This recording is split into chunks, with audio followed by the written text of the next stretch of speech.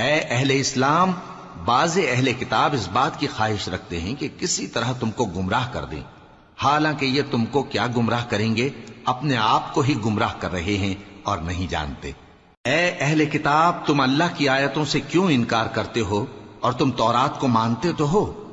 اے اہل کتاب، تم سچ کو جھوٹ کے ساتھ خلط ملط کیوں کرتے ہو اور حق کو کیوں چھپاتے ہو جبکہ تم جانتے بھی ہو؟ اور اہل کتاب کا ایک گروہ اپنے آدمیوں سے کہتا ہے کہ جو کتاب مومنوں پر نازل ہوئی ہے اس پر دن کے شروع میں تو ایمان لے آیا کرو اور اس کے آخر میں انکار کر دیا کرو، تاکہ وہ اسلام سے برگشتہ ہو جائیں اور اپنے دین کے پیروں کے سوا کسی اور کی بات کا یقین نہ کر لینا۔ اے پیغمبر، کہہ دو کہ ہدایت تو اللہ ہی کی ہدایت ہے۔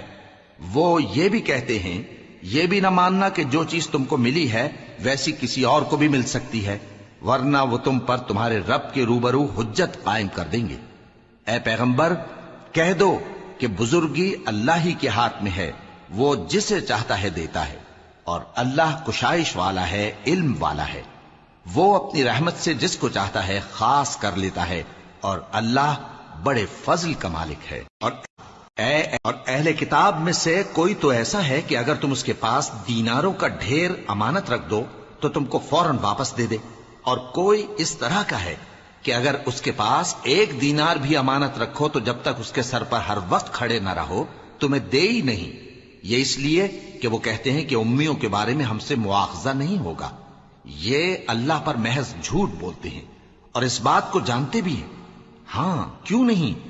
جو شخص اپنے اقرار کو پورا کرے اور پرہیزگار بنا رہے تو اللہ بھی پرہیزگاروں کو دوست رکھتا ہے۔ جو لوگ اللہ کے اقراروں اور اپنی قسموں کو بیچ ڈالتے ہیں اور ان کے عوض تھوڑی سی قیمت حاصل کرتے ہیں، ان کا آخرت میں کچھ حصہ نہیں۔ ان سے اللہ نہ تو کلام کرے گا اور نہ قیامت کے روز ان کی طرف دیکھے گا، اور نہ ان کو پاک کرے گا، اور ان کو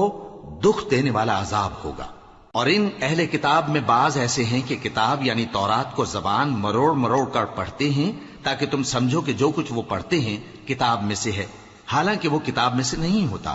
اور کہتے ہیں کہ وہ اللہ کی طرف سے نازل ہوا ہے، حالانکہ وہ اللہ کی طرف سے نہیں ہوتا، اور اللہ پر جھوٹ بولتے ہیں اور یہ بات جانتے بھی ہیں۔ کسی آدمی کو شایع نہیں کہ اللہ اسے کتاب اور حکومت اور نبوت عطا فرمائے پھر وہ لوگوں سے کہے کہ اللہ کو چھوڑ کر میرے بندے ہو جاؤ، بلکہ اس کو یہ کہنا چاہیے کہ اے اہل کتاب تم ربانی ہو جاؤ۔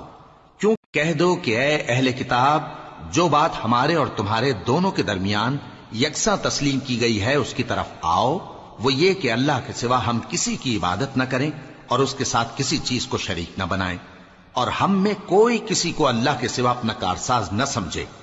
پھر اگر یہ لوگ اس بات کو نہ مانیں تو ان سے کہہ دو کہ تم گواہ رہو کہ ہم اللہ کے فرما بردار ہیں۔ اے اہل کتاب، تم ابراہیم کے بارے میں کیوں جھگڑتے ہو،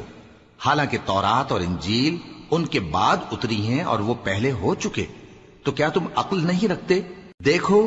ایسی بات میں تو تم نے جھگڑا کیا ہی تھا جس کا تمہیں کچھ علم تھا بھی، مگر ایسی بات میں کیوں جھگڑتے ہو جس کا تم کو کچھ بھی علم نہیں، اور اللہ جانتا ہے اور تم نہیں جانتے۔ ابراہیم نہ تو یہودی تھے اور نہ عیسائی، بلکہ سب سے بے تعلق ہو کر ایک اللہ کے ہو رہے تھے اور اسی کے فرما بردار تھے اور مشرکوں میں نہ تھے۔ ابراہیم سے زیادہ قرب رکھنے والے تو وہ لوگ ہیں جو ان کی پیروی کرتے رہے، اور یہ پیغمبر آخر الزماں صلی اللہ علیہ وآلہ وسلم اور وہ لوگ جو ایمان لائے ہیں، اور اللہ مومنوں کا کارساز ہے۔